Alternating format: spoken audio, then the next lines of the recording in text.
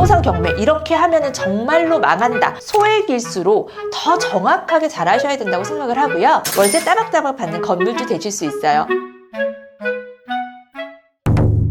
여러분 안녕하세요. 월세문의코 세연쌤입니다. 반갑습니다. 우리 사랑하는 소액님들, 부동산 경매를 하면서 굉장히 걱정되고 고민되는 부분들 많이 있으시죠? 어려운 부분도 있으실 거예요. 그게 권리 분석이 될 수도 있고 시세조사가 될 수도 있고 물건을 고르는 선택에 있어서일 수도 있어요. 또 이 물건 권리 분석에 문제는 없을까? 이 물건은 내가 낙찰을 받아서 수익을 낼 수 있을까? 여러 가지 고민과 걱정들이 많으실 텐데요. 맞습니다. 부동산 경매는요. 정말 잘하셔야 돼요. 오늘은 우리 사랑하는 소액님들과 함께 부동산 경매 이렇게 하면은 정말로 망한다, 정말 조심해야 되는 부분에 대해서 이 세연쌤이 좀 명확하게 이야기를 해드리려고 합니다. 먼저 실전반 교육생분의 상담 내용을 가지고 오늘은 여러분들과 함께 공부해 볼 텐데요. 과연 나도 여기에 해당되는 건 아닌지 여러분들 잘 한번 보세요. 저희 교육생분이 저하고 상담한 내용을 카페에다 이렇게 올려주셨거든요. 내용 한번 같이 볼게요. 네, 안녕하세요. 저는 12월 초에 실전반에 등록한 수강생입니다. 남편과 꾸준히 경매 물건을 검색하다가 경기도 안산에 있는 소형 아파트 입찰 상담을 위해서 몇 주 전에 세연쌤께 상담을 받고 왔습니다. 실제로는 처음 뵙는 거라 약간 떨리는 마음이 있었네요. 떨리셨대요. 아니에요. 네, 편안하게 하셔도 됩니다. 자, 물건 리스트를 여러 개 들고 가서 세연쌤이 꼼꼼하게 다 봐주셨는데 권리 분석상에는 모두 문제가 없었습니다. 예, 권리 분석 먼저 살펴봐야죠. 다만 물건 조사를 너무 미흡하게 해가는 바람에 세연쌤께서 정확한 입찰가를 정해주기가 힘들어 하셨어요. 네, 힘들었습니다. 반드시 산다, 판다, 투자한다 세 가지 모두 조사를 해보아야 하고 임장도 다녀와야 한다고 말씀해 주셨습니다. 당연합니다. 네, 상담을 받고 나서 반성 또 반성했습니다. 돈을 버는 것이 쉬운 일이 아닌데 너무 소홀히 조사한 것 같아서 다음 물건부터는 철저히 조사하기로 마음을 다 잡는 계기가 되었습니다. 여기서 굉장히 중요한 대목이 바로 여기예요. 다음부터는 철저히 조사를 해야겠다라는 마음을 다잡는 계기가 되었다라는 거. 보통은요, 혼자 하시게 되시면 여기에서 그냥 판단을 해버려요. 그래서 잘못된 입찰가를 쓴다든지 무수히 많은 폐차를 한다든지 그 기준점이 자꾸 흔들리거든요. 폐차를 하면 입찰가를 자꾸 높게 쓰게 되고 높게 쓰게 되면 수익화할 수 없고 또 내가 정확하지 못하니까 정확하게 입찰가를 힘있게 쓸 수 없어서 자꾸 폐차를 하게 되고 이 기준점이 없어서 여기서 많이 헤매다가 어때요? 포기합니다. 아, 나는 경매랑 안 맞나 봐. 경매를 안 맞는 사람은 없습니다. 네, 돈을 버는 일이 쉬운 일이 아닌데 쉬운 일이 아닌 것도 맞지만 어려운 일은 절대 아니에요. 네, 절대 아니에요. 그래서 이분 같은 경우에는 이 상담을 통해서 본인이 다시 철저하게 조사를 해야겠다라는 마음을 다졌다라는 거, 여기에서부터 이제 시작하는 점이라고 생각하시면 돼요. 여기까지 오는 게 굉장히 힘들거든요. 그래도 조사를 잘 해오셨기 때문에 제가 여러 가지 피드백을 드릴 수가 있었어요.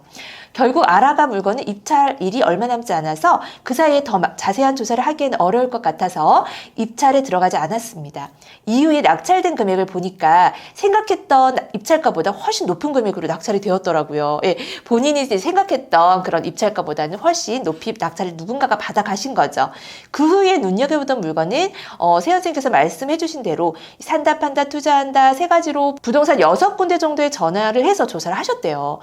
임장도 다녀왔대요. 와, 잘하셨어요. 전화로 확인을 했을 때는 4군데 정도의 부동산에서 그 정도 가격이면 팔릴 것 같다고 확인을 하였으나 막상 현장에서 집을 다녀보니 매물로 나온 것들이 거의 다 빈집이었대요. 공실로 되어 있는 집, 실거주를 할 수 있는 집인 거죠. 자, 소장님께 물어보니 공실 상태가 1년이 넘게 지속되고 있는 집도 있었다고 합니다.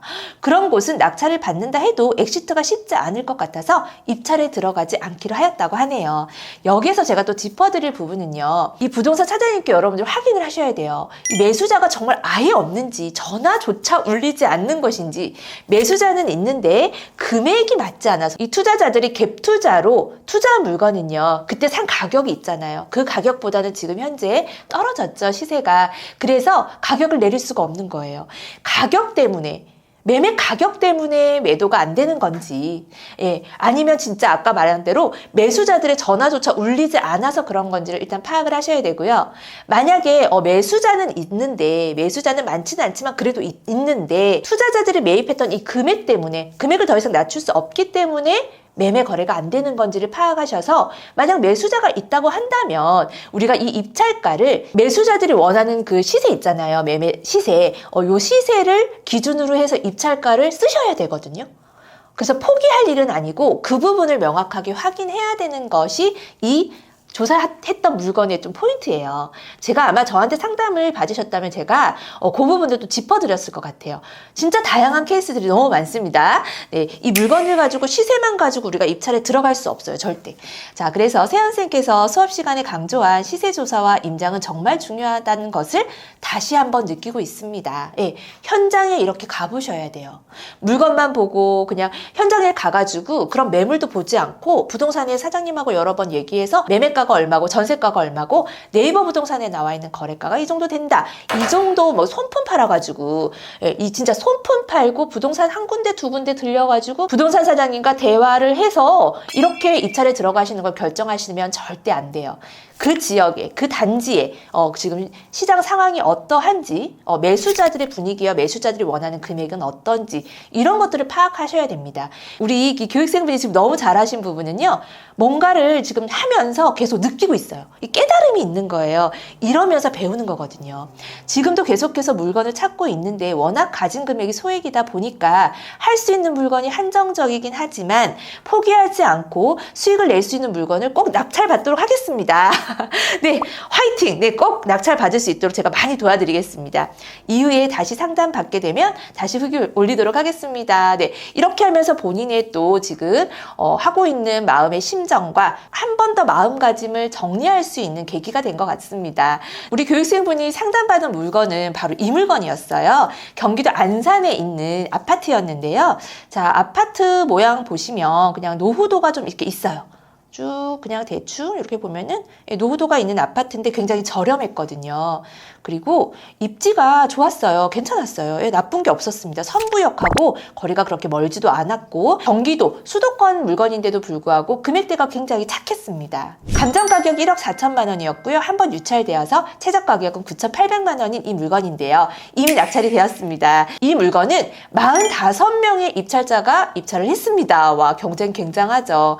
그리고 낙찰 가격은요, 1억 3,189만 9,001원 쓰셨네요. 너무 축하드립니다. 네, 감정가의 94.21%로 낙찰을 받으셨습니다. 자, 이 물건이 뭐 팔린다 안 팔린다가 중요한 게 아니고요. 우리가 경매를 하면서 이렇게 중요한 사항들을 꼭 확인하고 입찰을 들어가셔야 된다는 걸 저는 지금 말씀을 드리는 거예요. 자, 네이버 부동산으로 한번 가볼게요. 해당 물건은 가장 작은 사이즈입니다. 작은 사이즈 제가 지정을 하면은, 자, 거래량이 조금 드물어요. 그죠? 그리고 보면은 2023년도 11월 달 마지막 거래이고요. 다른 평수를 한번 볼게요. 다른 평수도 2024년도 그래도 그 윗평수는 조금 한 달에 한 건 정도의 거래량이 있습니다. 그렇게 거래량은 원활하지는 않아요. 원활하지는 않지만 저희는 경매로 낙찰을 받았기 때문에 시세보다는 저렴하게 낙찰을 받죠. 그래서 거기에서 또 수익을 또 어느 정도 낼 수 있고 가격적인 경쟁력, 다른 물건들보다는 다만 100만 원이라도 더 싸게 내놓으면은 그런 걸 또 원하는 매수자들한테 매수를 할 수 있습니다. 그런데 조사도 정확하게 하지 않고 임장도 정확하게 하지 않고 그냥 대충 이 정도면 되지 않을까라는 생각을 가지고 입찰을 하는 것과 같은 물건이라 하더라도 내가 명확하게 조사를 하고요. 가서 임장도 명확하게 해서 이 물건은 거래가 많지는 않지만 이 정도 금액이면 충분히 거래가 가능한 것으로 확인이 됩니다라든지 이런 명확한 조사를 가지고 우리가 입찰에 들어가는 것하고는 이 결과가 너무너무 달라져요. 지금도 보면은요, 8층이기는 하지만 1억 3,500만 원의 매물이 있거든요. 그리고 조심해야 되는 거는 이 네이버 부동산에 나와 있지 않고요. 부동산에서 가지고 있는 매물이 훨씬 더 많은 그런 물건도 제가 봤어요. 그래서 사장님들이 임장을 가면은 본인들이 가지고 있는 급급 급매물, 급급 급매물까지 있습니다. 그런 매물들을 소개를 시켜주고요. 그런 매물이 과연 한두 개가 아니라 굉장히 많은 물건들이 있다라는 거예요. 그래서 여러분들 시세 조사 하실 때요. 금매가보다 낙찰가를 높이 쓴다라는 거는 저는 그 기준 기준은 절대 저의 투자 기준은 아니거든요. 사람마다 투자 기준이 있긴 하지만 차라리 그럴 때는요. 정말 금매를 매입해서 그거를 뭐 더 시세대로 파는 거 이렇게 해서 수익을 내는 게 더 편하지 않을까요? 네, 하지만 저희가 그렇게 하진 않죠. 그리고 금매까지 나왔다라는 거는요. 거래가 되지 않는다라는 거거든요. 이런 부분들을 명확하게 잘 판단하고 조사해서 입찰에 들어가시기 바랍니다. 우리 사랑하는 소액님들 투자금이 많지 않잖아요. 이게 저희의 전 재산이거든요. 그죠? 저는 예전에 소액으로 이렇게 아파트 낙찰받고 팔고 낙찰받고 팔고 낙팔 진짜 많이 했어요. 그랬을 때 저는 너무 겁이 났어요. 제 돈을 잃을까 봐. 그래서 약간 의심병이 있었어요. 아, 이 부동산 소장님은 이렇게 나한테 말을 했고 이런 물건들을 나한테 소개해 줬는데 혹시라도 더 저렴한 매물이 있진 않을까? 예. 그리고 혹시라도 더 좋은 물건이 있진 않을까? 내가 그거를 보지 못하고 입찰가를 높이 써서 팔리지도 못하는 이런 물건을 낙찰을 받는 일이 일어나진 않을까? 이런 의심병이 있어서 정말 철저하게 조사를 했던 것 같아요. 예, 저의 이 철저한 조사는 걱정에서 왔거든요. 그래서 여러분들은 그런 걱정이 있다면 걱정만 하지 말라는 거예요. 이 걱정되는 부분들을 반드시 내가 정확하게 확인을 하고 예, 입찰가를 낮춰 쓰더라도 낙찰을 받는 게 중요한 게 아니거든요. 입찰가를 낮게 쓰더라도 포기하지 말고 도전하시라는 거예요. 오늘 우리 사랑하는 소액님들과 함께 이렇게 조사, 임장의 중요성 진짜 조심해야 되는 거 네, 대충 조사해서 손품 팔고 이렇게 해서 입찰 들어가서 예, 망한다 이런 내용을 가지고 우리 한번 공부를 해봤습니다. 사실 저의 수업을 듣고도 마음이 막 급해서 대충 조사해가지고 저하고 상담하면 뭔가 해결이 될 것 같아서 오신 분들이 많이 계시거든요. 그럴 때 제가 이렇게 하나하나 굉장히 디테일하게 자세하게 모든 부분을 체크를 하고 있어요. 그랬을 때 우리 교육생분들이 아 이렇게까지 조사를 해야 되나? 아 너무 어려운 것 같아 하면 못하는 거예요. 하지만 우리 이 교육생분처럼 하나하나 본인이 실수한 부분들 놓친 부분들을 배웠을 때 이렇게 깨달음을 가지고 아 이게 정말 중요하구나 그러면서 그런 부분들을 보완해서 또 조사하고 이런 것들을 꾸준히 하면은 여러분 정말 속도가 너무 빨라져요. 예, 너무 빨라져요. 그래서 제가 항상 하는 말이 물건은 많아요. 물건 너무 많고요. 여러분들이 할 수 있는 방법 너무 쉬워요. 너무 쉬운데 돈이 문제입니다. 내 투자금이 나중에 떨어졌을 때 계속 물건은 보이는데 아직 이게 매도가 안 되고 명도를 하는 과정이고 이러면서 빨리 막 마음이 급한 거예요. 이게 돈이 문제거든요. 그래서 여러분들이 이렇게 낙팔 하면서 빠르게 투자금을 불려서 언제까지 이렇게 소액 아파트 하실 거 아니죠? 예. 또 하나 좋은 물건으로 점핑하고 또 남은 자금을 가지고 또 이렇게 낙팔하고 이것들이 무수히 반복이 된다면 여러분들 향후 몇 년 걸리지 않습니다. 정말 반드시 경제적인 자유 이루실 수 있고요. 월세 따박따박 받는 건물주 되실 수 있어요. 이 세연쌤 그렇게 해왔거든요. 저의 노하우를 모두 여러분들한테 다 알려드릴 수 있습니다. 그래서 오늘 이 세연쌤과 함께 이 상담 사례를 통해서 경매 이렇게 하면 정말 망한다. 이런 공부를 한번 해봤습니다. 여러분들 어떻게 오늘 포인트 잡으셨나요? 네, 정확한 조사와 임장 너무너무 중요하다라는 거. 아파트는 임장 안 가도 되지 않나요? 라고 하는 이런 또 댓글들도 되게 많거든요. 저는 절대 임장을 안 가고 입찰을 하는 경우는 없었습니다. 왜? 걱정되니까 내가 투자금이 적으니까 소액이니까 그쵸? 내 투자금을 잃을까봐 이런 걱정되는 부분들을 반드시 여러분들 확인하고 정확하게 정확한 실력을 가지고 여러분들이 투자자로서 활동하시기 바랍니다. 네, 오늘 이렇게 좋은 공부 함께 해봤는데요. 오늘도 이세연쌤과 함께 한 발 성장하셨나요? 예, 여러분들 오늘 한 발 성장하셨으리라고 생각합니다.